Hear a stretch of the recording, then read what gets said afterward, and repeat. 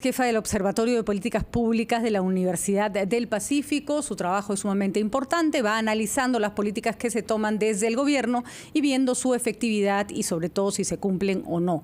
Obviamente los candidatos van a desarrollar políticas públicas y tienen algunos planteamientos en sus planes de gobierno.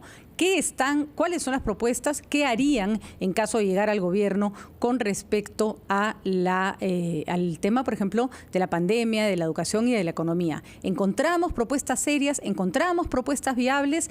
Alexandra, ¿cómo estás? Gracias por estar con nosotros. Muy buenos días. Buen día. Hola, ¿qué tal? Encantada de estar aquí.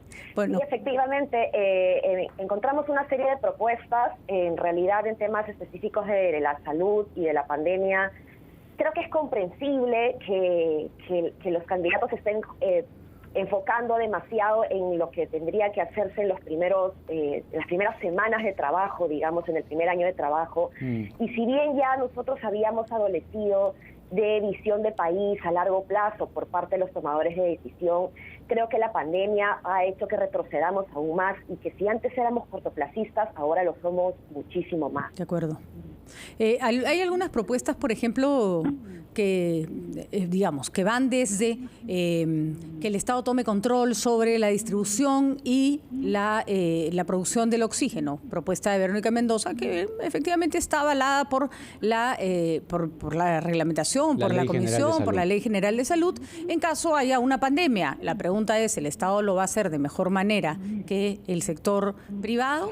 El señor Lescano habla, por ejemplo, de traer patentes para que se fabriquen vacunas en el Perú, así como se hacen en la India, pareciendo desconocer que en la India es una potencia en creación de vacunas y que lo viene haciendo hace años. Entonces, mejor que las haga la India, que sabe, aparentemente parecería una mejor idea, atraer algo nuevo al Perú. Queríamos preguntarte sobre justamente estas propuestas que bien intencionadas son, pero hay que ver hasta dónde son efectivas, ¿no? Sí, efectivamente. Desde el primer punto de vista, creo que es para la ciudadanía en general, yo como ciudadana también me puedo alegrar de desear de que el Estado tome el control total de los servicios públicos. Es un servicio público, por lo tanto, es un derecho de los ciudadanos acceder a ellos de la mejor manera.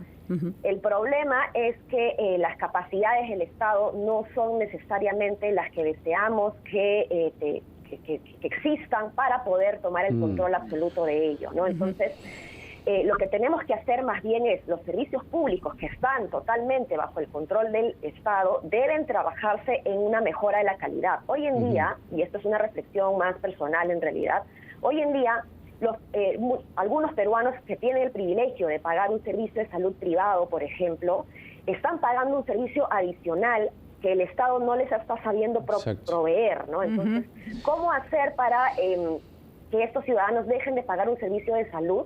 ¿Prohibiendo el servicio de salud privado? No, la respuesta es elevando la calidad de los servicios de salud público del Estado. Cuando elevas esa calidad, nadie va a querer pagar algo adicional porque ya estás teniéndolo desde el punto de vista de lo que le corresponde entregar al Estado para todos, ¿no? Ahora, de lo que han ustedes podido evaluar y que se va a presentar en este informe de desarrollo sostenible de la Agenda 2030 y los planes de gobierno, ¿dónde encuentran ustedes una cierta coherencia entre el enunciado, la propuesta tal cual, y la posibilidad de llevarla a la práctica? Es decir, el problema que tenemos hoy por hoy es que una corriente populista está tiñendo la política más de lo que pudo haber estado teñida en el pasado, y se ofrecen cosas a la ligera, pero muchas de ellas no tienen asidero.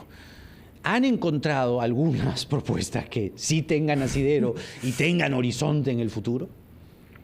Sí, mira, justamente las propuestas que más han estado presentes en todos los planes de gobierno, que son las de seguridad ciudadana y las de crecimiento económico, son de alguna manera aquellos dos temas que pareciera que han sido más estudiadas por las organizaciones políticas, en donde se ha mostrado una mayor capacidad de convertir ese deseo en propuestas.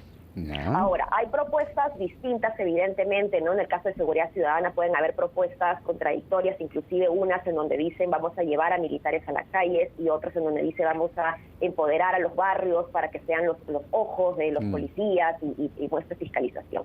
Finalmente son propuestas, desde el punto de vista de la evidencia, en realidad los militares en las calles no han traído buenos resultados en otros países latinoamericanos.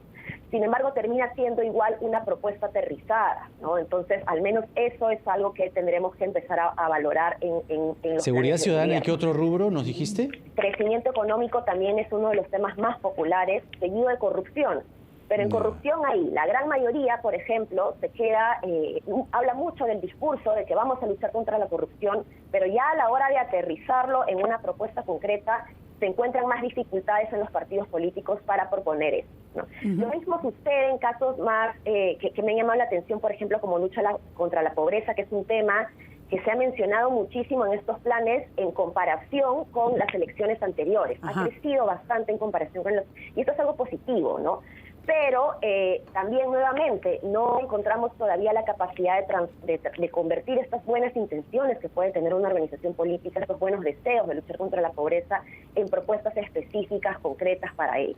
Por ejemplo, no nos viene una época fácil de economía. Está clarísimo, como no le viene al mundo, por cierto, ¿no es cierto? Y tenemos, casi todos los candidatos mencionan otorgarle el 6% del PBI a educación. Hablan de 10 a otros, ¿ah? Incluso hay una ley en el Congreso aprobada, ¿no es cierto?, para que esto ocurra. No sé si el Congreso puede decidir cuánto asignarle de PBI a cada sector. Tengo entendido que eso es una decisión de Ejecutivo que el Congreso aprueba. Pero, en fin, ¿es deseable? Sí. ¿Es lo correcto? Sí. ¿Es posible, Alexandra, en estos casos? Sí, acá lo que tenemos que entender es que el indicador del PBI, de un porcentaje del PBI destinado a educación, en realidad es un indicador de comparación que se usa para medir entre los países cuánto de nuestra producción estamos convirtiéndola o invirtiéndola en educación. Okay. Pero hay algo que confunden, me parece, las organizaciones políticas, y es que y los congresistas también, porque es un tema que se ha debatido en el actual Congreso, y es que el PBI no es lo mismo que el presupuesto público. Exactamente. Entonces, en una situación en la que estamos, inclusive de crecimiento económico, destinar cierto porcentaje del PBI podría hasta reducir el presupuesto público al siguiente año, ¿no? Entonces, de lo que hay que mirar es cuánto tenemos en nuestro presupuesto público para poder invertir en educación, y por supuesto que es muy importante que se pueda darle la prioridad del caso. De acuerdo. Sin embargo, se está hablando necesariamente de la educación con el debido enfoque, debido a que de alguna manera la pandemia, pues sin las vacunas, la gestión de la pandemia está concentrando toda la capacidad de debate de alguna manera. Y dentro de la educación en general hay un tema que está quedando también bastante invisible, y es que se habla, por ejemplo, de mejorar la educación de los alumnos en las escuelas, de entregar tablets a los niños en las escuelas, pero nos olvidamos de aquellos chicos que terminaron quinto de secundaria en el 2019 y que en marzo del 2020 querían empezar un estudio técnico, un estudio universitario, y que se han visto truncados, y que hoy, hasta este momento, un año después, todavía no encuentran buen punto. Posibilidad, y son población económicamente activa. Así, ¿no? Entonces, si queremos reactivar la economía, tenemos que pensar en este gran bolsón de jóvenes. Y agrego allí a quienes han desertado de la escuela técnica, de la escuela universitaria. Mucho que hablar, Alexandra. Muchísimas gracias. Ha sido un gusto conversar con Alexandra Ames, jefa del Observatorio de Políticas Públicas de la Universidad del Pacífico. Hasta la próxima, 7:16.